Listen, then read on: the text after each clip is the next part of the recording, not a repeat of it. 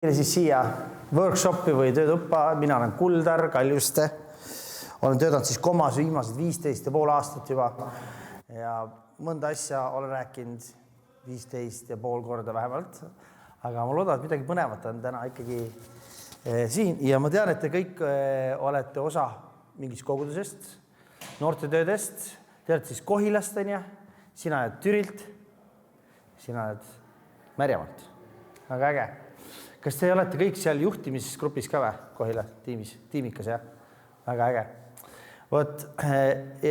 Mõnikord ongi niimoodi, et noorte tööd tehes, nagu noori juhtides, võime teha ju kõiki asju, ja mõnikord kõiki tehes võib minna kaduma see, et mida täpselt teha, et noori aidata, et noori kasvatada ja aidata neid edasi kasvada. Ja sellepärast, kui mina alustasin noortetööd, siis mina ka alguses mõtlesin, et võiks teha lihtsalt hästi funny reede, et oleks hästi kihvtid mängud ja hea söök, et kõik tuleks ja siis räägime Jumalast ka, et kutsume kellegi, kes räägib Jumalast ka.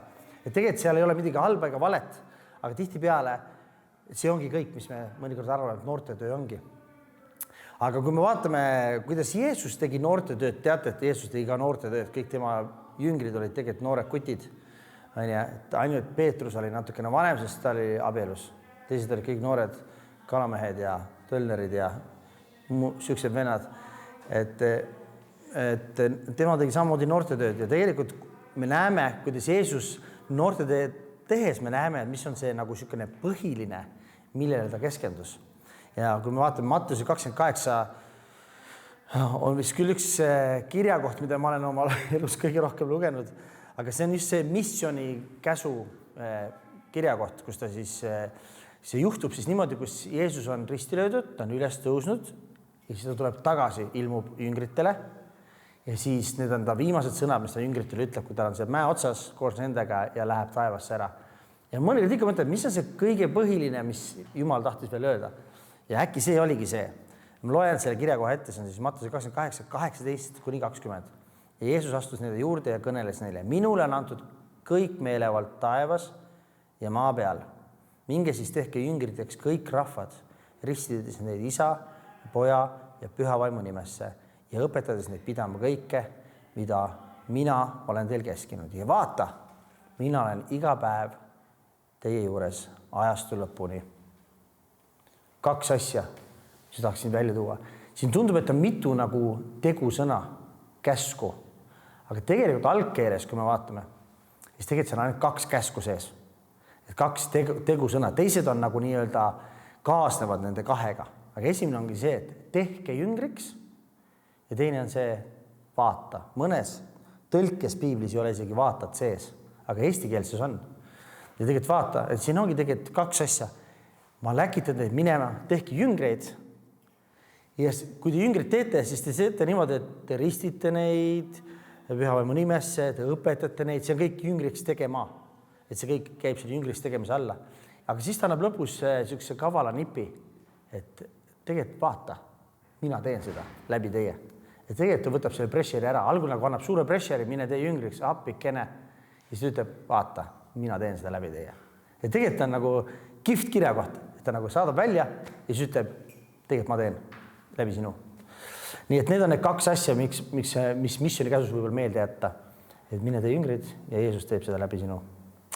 Ja teine kirjakoht, mis on Johannese 17, ma loen sellega ette, seda rääkis Jeesus. Ja ta tõstis oma silmad taeva poole ja ütles, isa, tund on tulnud kirgasta oma poega, et ka poeg kirgastaks sind. Nagu sina oled talle andnud meelevalla kõigi olendite üle, et ta annaks igavese elu igaühele, keda sina talle oled andnud. Aga igavene elu on see, et nad tunneksid sind, ainsat tõelist Jumalat ja Jeesus Kristust, kelle sina oled läkitanud. Mina olen sind kirgastanud maa peal, lõpetanud töö, mille sa mulle andsid teha. Jeesus ei ole veel siin risti löödud, ta ei ole veel surnud, ta ei ole veel üles tõusnud. Ja ta ütleb juba, ma olen lõpetanud töö. See on huvitav, kuidas ta juba sai lõpetatud olla, kui ta polnud veel seda lõpuni teinud ju. Jah, üks asi oli tõesti see, et ta tuli ja suri meie eest ja jäänud surruks, tõusis üles, et tänu sellele meie pääseme. Aga tal oli ka töö maa peal, ennem kui ta ristile läks. Ja jällegi see oli jüngerlus. Ta tegi jüngreid ja ta oli lõpetanud jüngerluse selleks hetkeks. Ma olen lõpetanud töö. Nii et jällegi üks koht, kus me saame õppida Jeesuselt, noortetööd võiks teha nii, et ma teen jüngreid. Ma aitan inimestel saada Jeesuse sarnasemaks. Et see on need 2 sihukest kirja kohta, millele mõelda. Mis te arvate, mis asi see on? Vabandus, siin on mõned slaidid inglise keeles. Ma ei leidnud neid eesti keelseid ülesse ja ma olen seda teinud mõnikord inglise keeles, sellepärast mul on siin mõned, aga ma tean, te olete noored, saate kõigest aru. Tallinna transpordikaart. Mis te arvate, kas kui ma tulen lennukiga kuskilt välismaalt, lendan sisse Ülemistesse ja sa ei viitsi vastu mulle tulla ja ütleb mulle, tule Mustamäele. Kas ma suudaksin selle kaardi järgi selle ära teha? Lebo, on ja? Ülemiste, number 4 tramm, mis praegu ei sõida. Aga paned linna, sealt juba saab järgmisega Mustamäele. Need jooned aitavad jube hästi, jube lebo. Mina olen käinud nagu mitmes suur linnas, tänu sihukestele kaartile igas linnas, ma oleks nagu elanik seal. Lebo, igale poole jõuab välja. Mis te arvate, kui see inimene ei vaata seda kaarti ja Eestis on need trammid maa peal, aga välismaal on need maa all ka veel, on ja. Mõtle, kui ta oleks ilma trammita peaks minema Mustamäele. GPS-i poleks. Kas ta oleks keeruline? Jah.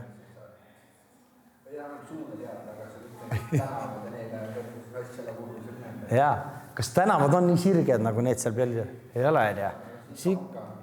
Mis tänavatel veel on? Seal on liiga palju informatsiooni.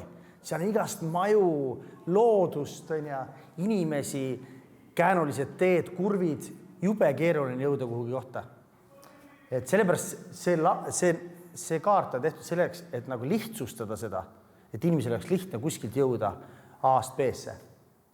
Kas see kaart on nagu, kas siin on kogu info peal, mis Tallinnas on? Ei ole, on ja? Siin on ainult natukene. See väike osa, aga see ongi lihtsalt selleks, et lihtsustada mingeid asju. Ja sellepärast, miks ma seda räägin, ongi see, et ma näitan ühe mapi teile veel. See on üks asi, mille, kui mina mõtlen jüngrite tegemisele, siis ma mõtlen sellele kaardile. Et siin on samamoodi, siin ei ole kogu piibel sees, siin ei ole kogu informatsiooni, aga samas, kui sa oled noor juht ja tahad teha jüngreid, siis kui ma hakkan lihtsalt piiblist alguses minema, ega ma tegelikult, see on liiga palju informatsiooni, ma täpselt ei tea, mida ma tegema pean. Ja sellepärast see kaart on nagu lihtsustatud viis jüngerlusest. See ei ole kogu tõde, aga kui me vaatame Jeesuse elu, siis me näeme 5 põhilist asja, millele ta keskendus, kui ta tegeles jüngerlusega. Ja esimene on tegelikult Johannese 1, 39, 46. Tahad lugeda? Aga ühesõnaga, me ei jõua seda praegu ette lugeda. See on siis lugu sellest, kuidas Jeesus kõnnib ja 2 jüngrit lähevad temaga kaasa. Ja nad küsivad tema käest, kus sa ööbid? Jeesus ei pööra ringi ja hakka ütlema, kuulge, te olete pattu teinud, võtke Jeesus vastu. Ta ei hakka kohe kõnelema niimoodi. Mis ta ütleb neile? Tule ja vaata. Tule ja vaata. See on esimene väljakutse, mis jüngeruses võiks olla ka. Selleks me teeme ägedaid reedeid, noortekaid, kus on fun, kus on söök, kus on kõik. Ja kui mitte kristlased tulevad, vaatad, appi kui tore, kõik on minuga nii head. See ongi tule ja vaata keskkond. Keegi ei hakka kohe see piibliga pähe panema talle. Tule ja vaata. Laager, suvelaager on hea koht, kuhu kutsuda. Kooli läheme julgelt ütlema, tulge laagrisse, ülikiht. Miks? Seepärast see tule ja vaata. Aga Jeesus läheb edasi. Ja teine väljakutse, mis ta teeb inimestele, on see, Markuse 1.15 seal räägib sellest, et inimesed nüüd, kus on tulnud ja vaadanud, kogenud Jumalat, ja me teame laagri lõpus tihtipeale, nad on seal kohas, kus nad nagu tahaks midagi vastata, nad peaks nagu midagi tegema. Ja see ongi see, et kus inimene saab päästetud. Ja Jeesus ütles neile, paranda meelt ja usu. Et see on see, et kus siis inimene kogeb, et ta on patune, ja ta saab palvetada ja võtta Jeesus oma südamast vastu. See on see ka väga oluline osa. 3. asi, Jeesus ei jää sinna pidama. Mõnikord ma arvan, et nüüd on inimene päästetud, korras, võtame järgmise. Aga tegelikult Jeesus, kui me vaatame tema noortetööd, siis ta jüngerdas inimesi edasi. Ja 3. punkt ongi see, et ta kõndis mööda Galilea järve randa pidi ja siis Johannese 1.43 on see lugu see, kus ta näeb Andrest, Siimonat ja ütleb neile, järgne mulle. järgne mulle. Ja siis ta läheb ja nad hakkavad temaga koos käima. Ja see tähendab, mis see järgne mulle tähendab, on see, et nüüd kasvame koos Jumalas edasi. Et ma sain päästetud, on väga tore, aga ma tahan ka nagu Jumalat rohkem tundma õppida. See on see aeg, kus siis inimene hakkab kasvama, juurduma. Ja mõnikord selles ka piisab, sest enamus kirikut õpetabki seda, kuidas paremini lugeda piiblit, kuidas palvetada, et sul oleks ikka hea usk, et sa kasvaksid ja enamus kogudustest 95% jääbki siia seisma. Aga Jeesus läks edasi, ütles, et ei ole niimoodi, et ainult pastor kõneleb, vaid sinust võiks saada järgmine juht hoopis. Ja seepärast ongi Matteuse 4:19 on kirjas, et järgne mulle ja ma teen sinust inimeste püüdja. Ehk siis ta hakkab nüüd treenima seda noort inimest, kes on juba kasvanud Jumalast, hakkab neid treenima, et temast tuleks uus juht. Ja viimane on Johannese 20:21, kus Jeesusel on siis niisugune dialoog Peetrusega ja nad on kaua aega koos viibinud, olnud, Peetrus on kõike näinud, ta on samamoodi tervendanud inimesi, teinud juba neid asju, siis Jeesusel on temaga dialoog. Peetrus, kas sa armastad mind? Küsib ta käest 3 korda. Kas sa armastad mind? Kas sa armastad mind? Kas sa armastad? Siis ta ütleb ja. Siis ütleb, okei, mine ja sööda mu tallesid. Ehk siis ta läkitab, saadab nad teele. Ehk siis see on see, et kus inimene on võib-olla läheb Kohila kogudusest, Rajamaa kogudust, kuskil mujale, Lohule, kuhu iganes.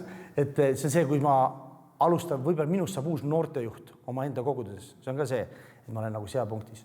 Nüüd need punktid ei ole niimoodi, et ma tahaks 5. olla, siis ma olen nagu kõrgklass kristlane. Et see ei ole selle pärast. Et me kõik ju tegelikult vajame neid kogu aeg. Aga see lihtsalt on jälle see lihtne kaart sellest, kui ma kellegiga olen koos, siis mõtlen, kus ta praegu on, mis ta praegu vajadus on, kuidas ma saan teda aidata. Ja see on hea teada, et sellised asjad on. Mina mõtlen selle peale kogu aeg, viimased 16 aastat olen mõelnud sellest kogu aeg, kui ma kellegiga koos olen, mõne poisi või tüdrukaga, kes on minu noortegrupis, et lihtsalt aidata. Mis juhtub siis, kui ma ühe vahele jätan? Näiteks, ma teen tule ja vaatat, inimene tuleb laagrisse ja järgmisena ma ütlen talle, järgne mulle, hakka kirikus käima juba, ma loeme piiblit ja hakka kirikus käima. Sa pead paremini tegema neid asju, sa ei tohi pattu teha. Siis jah, tema jaoks on see nagu nonsense. Või siis teine variant, et ta on nii püüdlik ja hea ja tubli, et ta püüab seda teha hästi. Ma siis loen. Okei, siis. Ja muidugi tulen kirikusse. Aga tegelikult ta pole elu muutus sees toimunud, vaid ta lihtsalt püüab sulle meeldida. Aga see ei ole nagu piisav, see ei ole nagu vajalik. Tegelikult ta peab Jeesuse vastu võtma endale. Või mis juhtub siis, kui ma jätan number 3 vahele? Inimene saan päästetud ja ma nüüd ütlen talle järgmine reede, sina kõneled. Mis saab?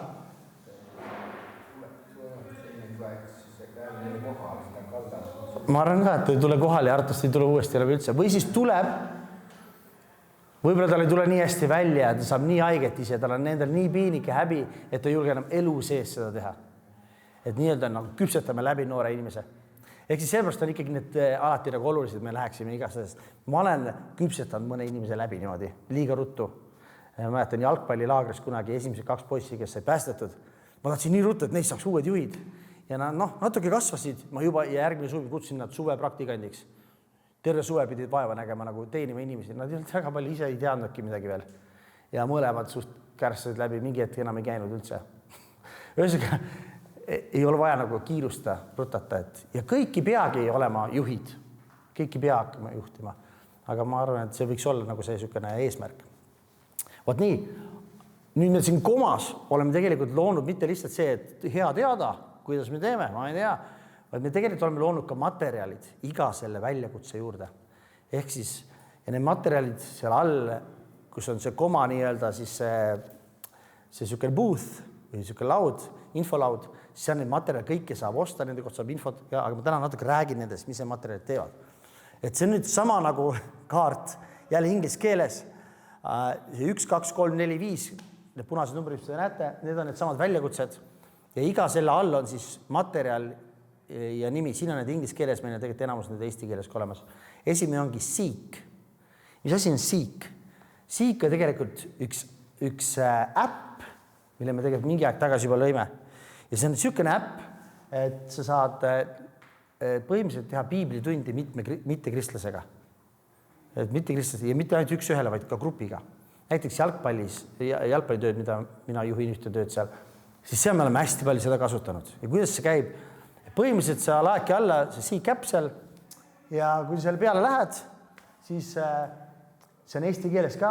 Seal all näed need 5 väljakutset, me valime selle esimese. Ja näiteks siis on mingid teemad, võtame perekonna näiteks. Ja siin on kirjakohad. Efeslaste kirjas on üks kirjakoht ja siin all on veel teisi kirjakohti ka, mis räägivad perekonnast. Kui sa selle koos ette loed, sealt noort vajutad, siis saad minna edasi, ta kohe peaks minema, see on video.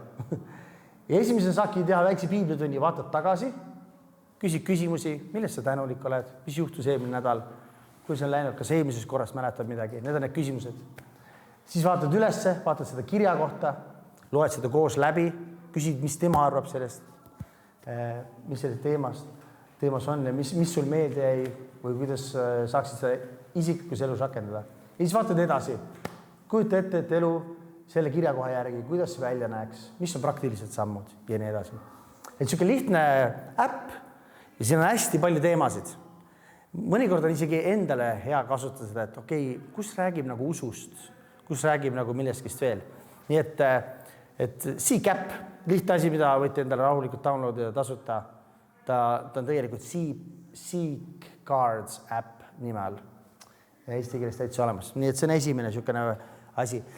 Teine asi on siis see inimene või see noor, kes on juba palju kuulnud Jeesusest, palju näinud kristlasi, et on valmis nagu Jeesust vastu võtma. Mõnikord see tundub skeeri, kuidas ma juhin inimese Jeesus juurde, mis ma ütlen, mis ma teen. Ja tegelikult on meil niisugune materjal olemas nagu vaata. Ja see on nagu 4 nädalat põhimõtteliselt või 4 korda kohtud inimesega, kes on siis sellises kohas. Esimene kord, põhimõtteliselt ongi nagu 4 osa. Esimene on vaata ise ennast, põhimõtteliselt vaata, milline on inimene, mis piibel räägib inimese kohta, millised me oleme. Siis teine on vaata oma suurimat probleemi, ehk siis me räägime patust. Kuidas inimene on pattu langenud, kas sul on patte, mul on patte, mis me sellega teeme. Kolmas on see, mis on Jumala lahendus, ehk siis me räägime Jeesusest, kui Jeesus tuli ja võitis ära pattu, andis sulle andeks, mulle andeks, sulle andeks. Ja viimane ongi see, et vaata, mida sina peaksid tegema. See on põhimõtteliselt räägid sellest, mis samme me saame teha, et me saaks päästetud. Põhimõtteliselt aitab nagu inimese. Ma olen teinud seda, ma ei tea mitu korda, iga kord, kui ma seda teen, keegi saab päästetud. See on huvitav asi. Et see on lihtsalt niisugune lihtne abi, kui sa ei tea näiteks, mis kirja kohta kasutada, siis siin on olemas see.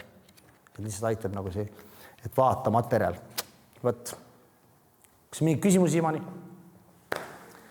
Okei.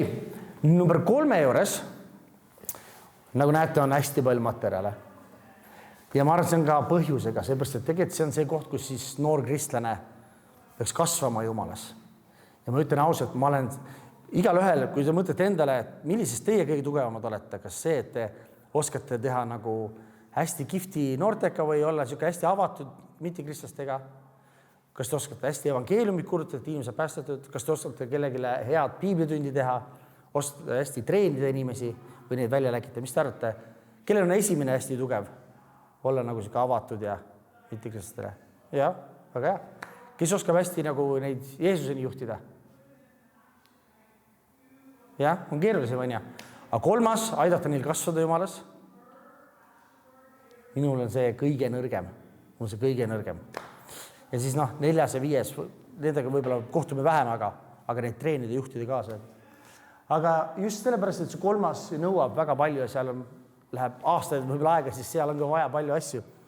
Üks asi, milleni me siis oleme jõudnud komas ja siis koos teiste missionäride koos oleme teinud niisuguse materjali, mis aitabki nagu noor kristlas, kes on nagu, ütleme siis, et ta tuli Kohila English Campi, sai päästetud, mis nüüd edasi saab temaga. Ja samamoodi meil jalgpallipoistega, nad tulid laagrisse suvel, sai päästetud, mis me nüüd teeme nendega, kuidas me neid saame aidata. Ja siis me oleme teinud, et põhimõtteliselt järgmisel nädalal või siis, millel igales järgmine kord on me võtame niisuguse materjali ja see on nagu 5 osa.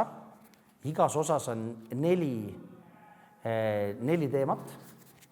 Kui sa jagad selle nädalate peale ära, siis ongi nagu 5 korda 4, 20 nädalat materjali sulle. Et see on päris hea. Me oleme teinud seda nüüd jalgapoistega, kuid vahel jääb ära, vahel jääb jah, just, et üle aasta juba ja me oleme Grow 4 vist on. Meil jääb lõpus aega siin üle ka, siis me tegelikult proovimegi ühte teha nagu läbi, ühte seda osa. Aga, sul on juba üks osa, väga hea.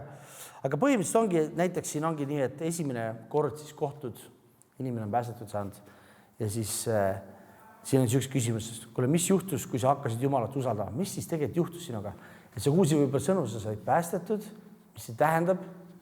Ja siis me saamegi seda esimest osa varsti vaadata, ma näitan teile, kuidas see käib. Võt, aga Grow on siis hea süke vahend. Mina, kusjuures väike kõrvalmärgi ka, et kui mina alustasin noortetööd, siis mulle ei meeldinud ükski materjal. Ma tundsin, et ma pigem, mis asja, mulle ei meeldi, keegi mingi ette kirjutanud. Võtan piibli ja hakkan õpetama lihtsalt. Mis oli väga okei, õpetasingi. Aga mingi ett nagu sa oled nagu natuke oledki nagu teadmatu. Oota, kus kohas see number 4 trammi nüüd läheb, vaata, mis ma järgmisena teen. Et siis tegelikult nüüd mulle meeldivad materjalid. Nüüd see nagu aitab nagu kuidagi fokusseeritud teha. Et katab kõik kinni. Võt. Ja siis 4. väljakutse, ehk siis on mõeldud siis juba juhtidele, nagu teie siin. Üks asi, mis materjal meil on olemas, selleks on tegelikult eesti keeles olemas, see nimi on jaga. Ehk siis see on siis treeningvahend juhtidele või juhtide tiimile. Ja selle kohta on ka tegelikult äpp olemas. Näitan. Ühesõnaga siuke share äpp on ja seal siis, kohe näete, on nagu 6 teemat. On 6 ringi, 5 nime, 4 takistust, 3 lugu, 2 sammu ja 1 päästja. Ühesõnaga, mis see tähendab? 6 ringi, kui me vaatame, seal on erinevad kirjakohad, millest siis koos läbi minna juhiga. Me näeme, kuidas Jeesus tegi jüngreid erinevates kohtades.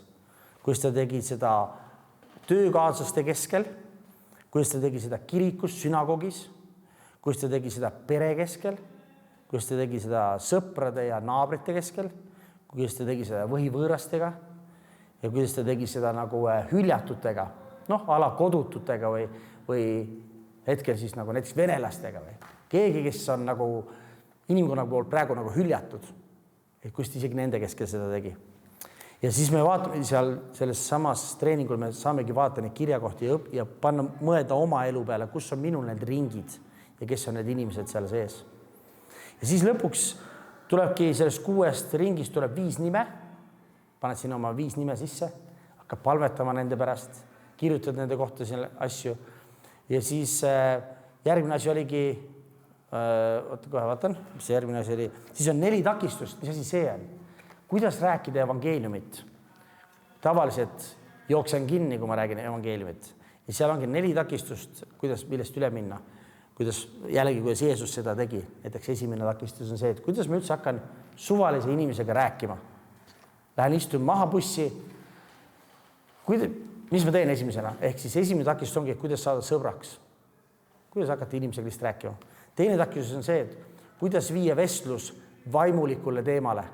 Sõidan Kohilast Lohu poole rongiga, 1 peatusest.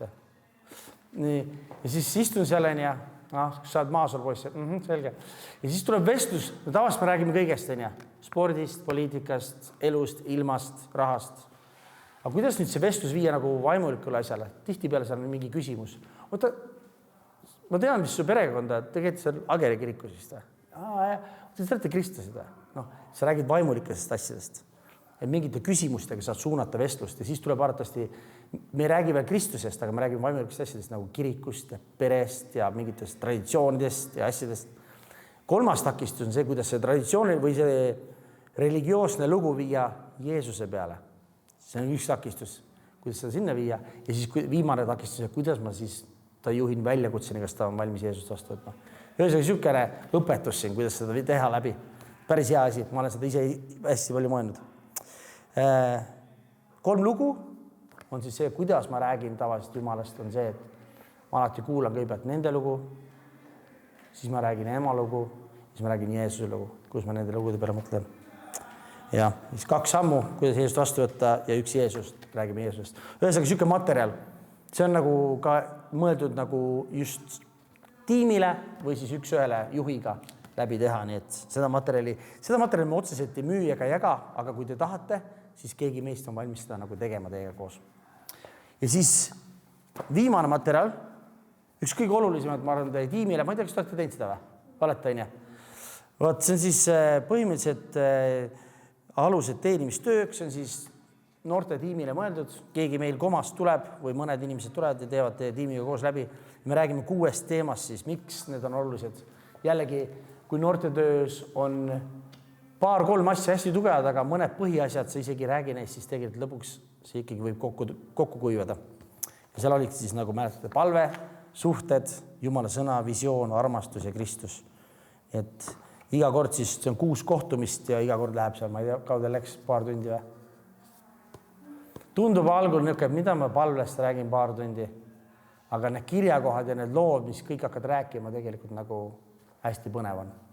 Et seda ma olen ka teinud mõne kogudusega. Vot, selline see ongi, need ongi need materjalid, mis meil komas on pakkuda. Et groosid on kindlasti kihvt nagu ise proovida teha, C-capi samamoodi, vaatad samamoodi. Et neid saab vabalt teha, aga siis just need, mis on juhtidele mõeldud, need me saame siis koos oma inimestega koos teha. Näiteks seda share võiks olla teil välja, see järgmine. Kas on mingid küsimusi vahepeal? Ei ole? Okei, siis me vist võime selle lindistuse kinni panna, teeme väikse, proovime, kuidas groot teha. Tuleme äkki siia rohkem ringi. Okei, Rutter, sul on enda see või? Tavai. Tuleme siia kokku poole rohkem, siis saamegi proovida.